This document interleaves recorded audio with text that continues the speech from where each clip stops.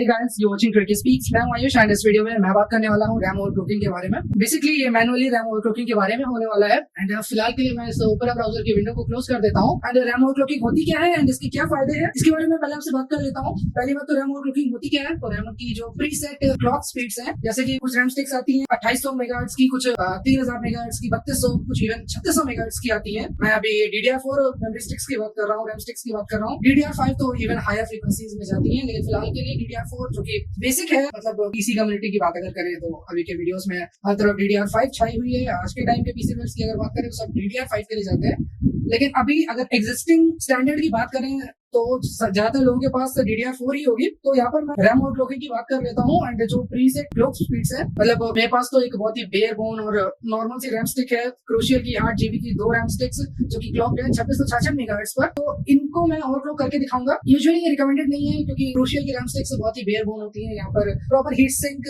Heat को spread करने की जगह वगैरह नहीं होती है। बट स्टिल आपको दिखाने के लिए एक बार करके देख लेते हैं, क्योंकि मेरी रैम स्टिक क्लॉक्ड है बाय डिफॉल्ट 2666 मेगाहर्ट्ज पे, बट मैंने इन्हें 3666 मेगाहर्ट्ज पर यानी 3.6 गीगाहर्ट्ज पर भी ओवरक्लॉक किया है एंड मेरा सिस्टम एकदम स्टेबल चल रहा था। अब चलिए रैम ओवरक्लॉकिंग के जो फायदे हैं उनको गिना लेते हैं। एक सीधा फायदा होता है कि आपका जो सिस्टम है वो ज्यादा स्नैपी हो जाता है, मतलब जल्दी, अगर डेटा ट्रांसफर जल्दी होगा तो फिर आपको अच्छी स्पीड्स देखने को मिलेंगी। एंड जो CPU इंटेंसिव गेम्स होते हैं, CPU इंटेंसिव सॉफ्टवेयर होते हैं, उनमें आपको बेटर परफॉर्मेंस देखने को मिलती है। और जो CPU इंटेंसिव गेम्स होते हैं उनमें आपको बेटर फ्रेम रेट्स देखने को मिल सकते हैं, जैसे कि काउंटर स्ट्राइक या फिर वेलोरेंट। तो चलिए जल्दी से आपको रैम ओवरक्लॉकिंग के बारे में बता देते हैं। तो इसके लिए मुझे रीस्टार्ट करना है। बाय डिफॉल्ट जो क्लॉक्स होती हैं, मतलब मैं उन रैम स्टिक्स की बात कर रहा हूँ जो कि एडवर्टाइज की जाती है 3.2 गीगाहर्ट्ज या 3.6 गीगाहर्ट्ज तक जाने के लिए, उन रैम स्टिक्स पर वो सब XMP इनेबल्ड होती है। मतलब अगर आप जो XMP AMD बेस्ड मदरबोर्ड्स के लिए है, एंड क्योंकि मेरा भी A320 चिपसेट है, यहाँ पर मैं अगर XMP इनेबल करूंगा तो जो प्रोफाइल सेट है, मतलब रैम स्टिक में एक चिप एरिया होता है और उस चिप एरिया में जो हायर फ्रीक्वेंसीज है, कितने वोल्टेज पर होनी चाहिए, क्या टाइमिंग्स वगैरह होनी चाहिए, वो सब इसमें ऑलरेडी सेट होता है। आपको करना कुछ नहीं है, बस आप बायोस में बूट कर जाइए, XMP इनेबल करके उस प्रोफाइल को सेट कर लीजिए, उस प्रोफाइल को इनेबल कर दीजिए और आपकी जो टाइमिंग्स है, जो फ्रीक्वेंसीज है, जो वोल्टेज है, वो सब अपने आप सिलेक्ट हो जाएगा। बट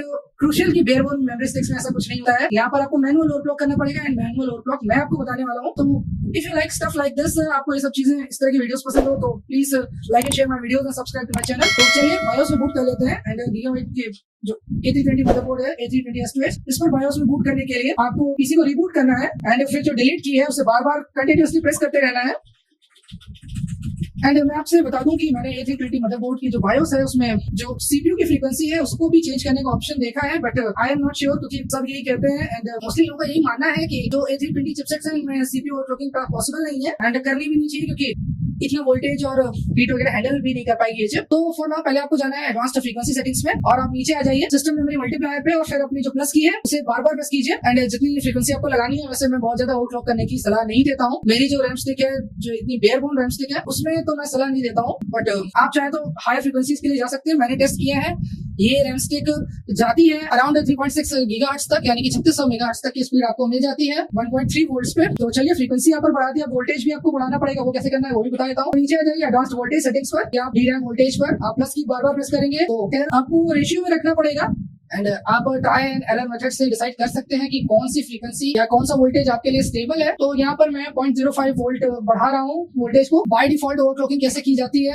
मतलब बाय डिफॉल्ट जो फ्रीक्वेंसीज हैं सब कैसे सेट हो जाती हैं, ये मैं आपको यहाँ दिखा देता हूँ। यहाँ पर आप देख सकते हैं जो टाइमिंग्स हैं, फ्रीक्वेंसीज हैं, वो सब यहाँ पर है। यहाँ पर आप देख सकते हैं XMP हाई फ्रीक्वेंसी सपोर्ट, ये यहाँ पर मेरा ग्रेड आउट है। ग्रेड आउट इसलिए है क्योंकि मुझे इसे इनेबल करने का ऑप्शन नहीं मिल रहा है। और क्रूशियल की जो मेमोरी स्टिक्स होती है, जो बहुत ही बेयर बोन मेमोरी स्टिक्स होती है, इनमें ये ऑप्शन है भी नहीं, तो मुझे मैनुअली करना पड़ेगा। मैनुअली कैसे करना है ये मैंने आपको बता दिया। अब इन सबको सेव करते हैं। चलिए मैंने फ्रीक्वेंसी 3 गीगाहर्ट्ज तक बढ़ा दी, यानी 3000 मेगाहर्ट्ज, और वोल्टेज को 0.05 वोल्ट बढ़ा दिया है। अब इन सबके बाद आपको बस सेव एंड एग्जिट करना है, या आप F10 पर प्रेस करके सेव एंड एग्जिट सेटअप कर सकते हैं। एंड रिमेंबर, मैं आपसे यही अपील करना चाहता हूँ, दरअसल आपको पैनिक नहीं करना है, क्योंकि फर्स्ट बूट या 2-3 बूट्स में ऐसा हो सकता है कि आपकी जो बूट ड्राइव है उसे डिटेक्ट ही ना किया जाए। इस बार तो डिटेक्ट कर लिया गया है एंड मुझे कोई भी इशू देखने को नहीं मिला। एंड चलिए टास्क मैनेजर से आपको दिखाते हैं कि मेरी जो रैम स्टिक है वो ओवरक्लॉक हुई है कि नहीं हुई है। तो let's get to the task manager. Task manager में जाने के लिए शॉर्टकट कीज है control plus shift plus escape and let us make it full screen. Performance पे जाते हैं एंड यहाँ पर मेमोरी में आप देख सकते हैं, मैं ऑलरेडी मेमोरी टैब में हूँ एंड यहाँ पर आप देख सकते हैं स्पीड 3000 मेगाहर्ट्ज, 3 गीगाहर्ट्ज पर मेरी जो रैम स्टिक है वो ओवरक्लॉक हो चुकी है। तो आई फील इस वीडियो में मैंने आपको स्टेप बाय स्टेप सब समझा दिया कि क्या कैसे करना है एंड क्या सावधानियां रखनी है, ये भी मैंने आपको बता दिया। तो I feel that's all for this video and if you like my stuff please like and share my videos and subscribe to my channel. We have been watching Creative Speaks।